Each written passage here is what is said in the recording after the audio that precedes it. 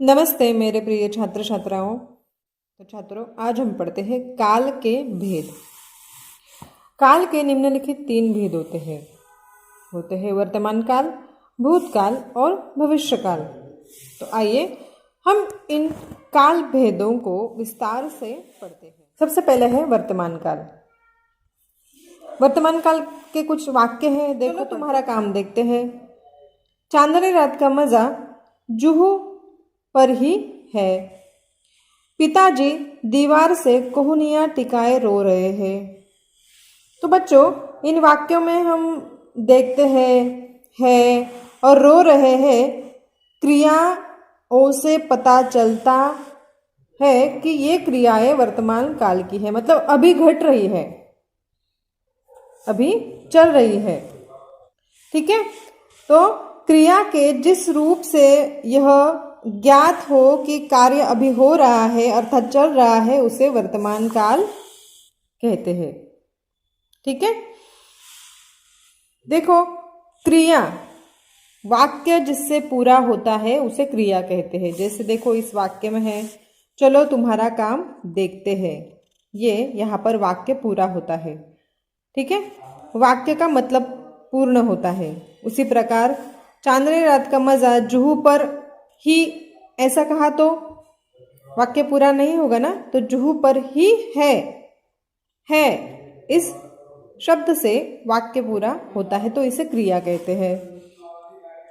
पिताजी दीवार से कोहनियां टिकाए, बस टिकाए, यहाँ पर वाक्य अधूरा लगता है ना, लेकिन वाक्य पूरा करती है क्रिया, रो रहे हैं।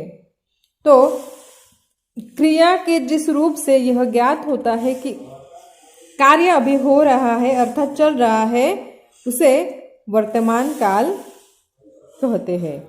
ठीक है, अभी वर्तमान काल के भेद देखते हैं हम। वर्तमान काल के भी 3 भेद है। वो है सामान्य वर्तमान काल, अपूर्ण वर्तमान काल, पूर्ण वर्तमान काल। हम सामान्य वर्तमान काल के वाक्य पढ़ते हैं। मैं कलाकार हूँ, पेंट करती हूँ। ठीक है, सामान्य वर्तमान काल है, मतलब ये कलाकार है, पेंट करती है, यानी कि वो हमेशा पेंट करती है, जैसे आज भी कर रही है, हमेशा भी करती रहेगी। रमन स्कूल जाता है, रमन स्कूल रोज जाता है। मतलब वो सामान्य वर्तमान काल हुआ। अपूर्ण वर्तमान काल, अपूर्ण वर्तमान काल मतलब क्रिया चल रही है लेकिन अभी पूरी नहीं हुई है। जैसे कि ये झूठ बोल रहे हैं, मतलब वहां पर झूठ बोला जा रहा है। उसी प्रकार मंटू खाना खा रहा है, मंटू खाना खा रहा है, खाना खा चुका नहीं है या फिर उसने खाना खाया नहीं है, वो खा रहा है, यानी कि क्रिया भी अपूर्ण है, इसलिए यह अपूर्ण वर्तमान काल, मतलब क्रिया अभी चल रही है। पूर्ण वर्तमान काल जहाँ पर क्रिया अभी अभी पूरी हो गई है, जैसे कि अब हमारी भूमिका बदल गई है। मैं नेहरू जी, शास्त्री जी एवं इंदिरा जी से मिल चुका हूँ, ये पूर्ण वर्तमान काल है। ठीक है, क्रिया हो चुकी है। वर्तमान काल के कुछ और अन्य उदाहरण हैं, जैसे हमारे नुकीलेपन के कारण बड़े बड़े भी हमसे थर्राते हैं। आप लोग मेरा जन्मदिन क्यों नहीं मनाते? मैं साहित्य चिंतन में विश्वास रखता हूँ। इमारत की दीवार नींव से उठ रही है। तो बच्चों, समझ में आया वर्तमान काल किसे कहते हैं? किसे कहते हैं? क्रिया के जिस हो कि कार्य अभी हो रहा है अर्थात चल रहा है, उसे वर्तमान काल कहते हैं। ठीक है, अगला काल भेद देखते हैं, वो है भूतकाल। कुछ वाक्य पढ़ते हैं हम। दांत बहुत दुस्साइज हो गए थे, गेहूं की बालियां हवा में झूम रही थी, कल तुमसे बात हुई। तो बच्चों, इन वाक्यों में हो गए थे, झूम रही थी और हुई क्रियाओं से पता चलता है कि काम समाप्त हो चुका है, इसलिए क्रियाएं भूतकाल की है, मतलब जहां पर कार्य समाप्त हो गया है बहुत पहले और इसके बारे में बोला जा रहा है, इसलिए थे, हो रहे थे, झूम रही थी, मतलब वो कार्य पहले ही हो चुका है, वो क्रिया पहले ही हो चुकी है, मतलब कल हुई होगी, परसों हुई होगी, लेकिन वो क्रिया समाप्त हो चुकी है, वह भूतकाल कहलाता है। जैसे देखो यहाँ पर जहां बीते हुए समय में किसी कार्य के होने का बोध होता है उसे भूतकाल कहते हैं। ठीक है, भूतकाल के भी 3 भेद है, जैसे सामान्य भूतकाल, अपूर्ण भूतकाल, पूर्ण भूतकाल।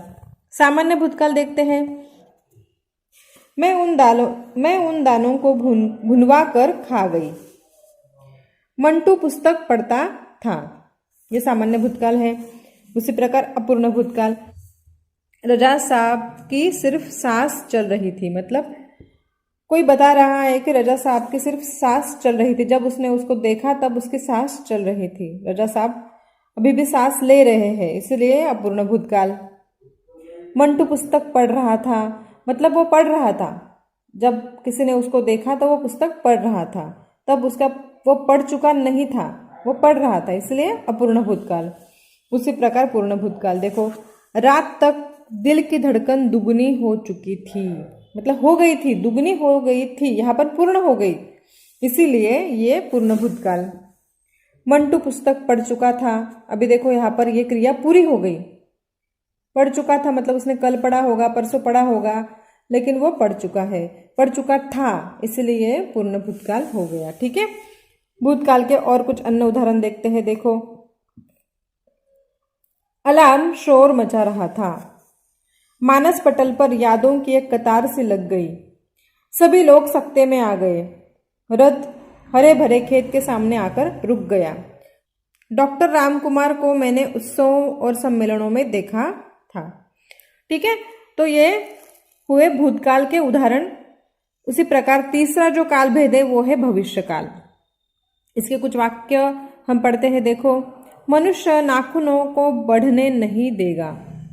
राइटिंग पैड का क्या करोगी? तुम्हारा यह उपकार मैं जीवन भर नहीं भूलूंगा।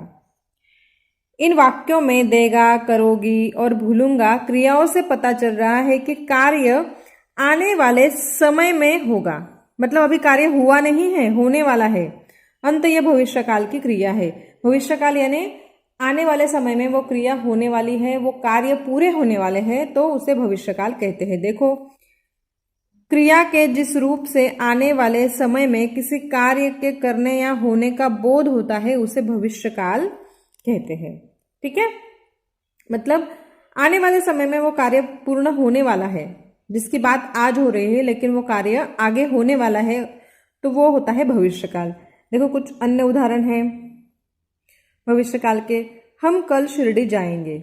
अभी गए हैं क्या? नहीं, कल जाएंगे, इसलिए वो क्रिया भविष्यकाल में होने वाली है, वो कार्य भविष्यकाल में संपन्न होने वाला है, आगे होने वाला है, तो ये होता है भविष्यकाल।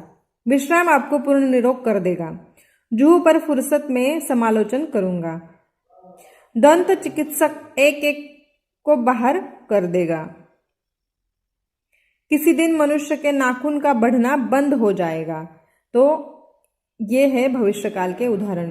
तो बच्चों, इस प्रकार काल के भेद हमने आज पढ़े। काल के भेद है वर्तमान काल, भूतकाल और भविष्यकाल। आशा करती हूँ आपके समझ में आ गए होंगे।